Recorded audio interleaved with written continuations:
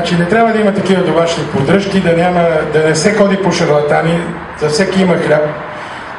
Новите системи Кома-Рел, помпа дюза, това изисква прецизност. Вие сами ще се убедите вътре, като влезете, че е по-стерилно от медицинско заведение. Лаборатория трябва да има постоянно еднаква температура, защото при измерването не трябва да има разширение на метала. Това са много такива неща, които още може да бъдат странни на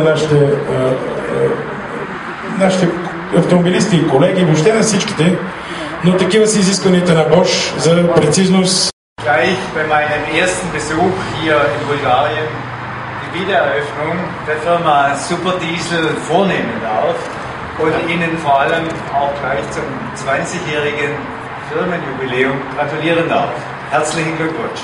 Радвам се, че още при първото ми посещение в България мога да бъда тук и да започна откриването на Супердизел, повторното откриване, и да поздравя за 20 годишния юбилей.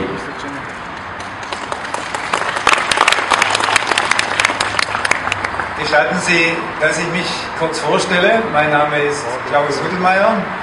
Ich habe zum 1.7.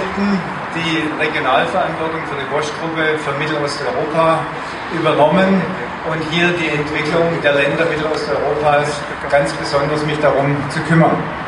Позволете ми да се представя, казвам се Клаус Хютелмайер и от 1.7. успоредно с моята отговорност за Австрия поех и ръководството на Средна Европа и Средна-Източна Европа.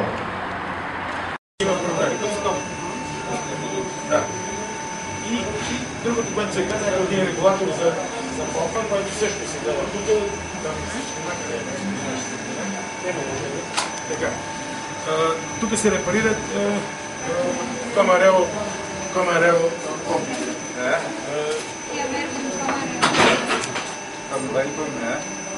Нещо да не падна. Bosch pompen. Кома-Рел помпен, да.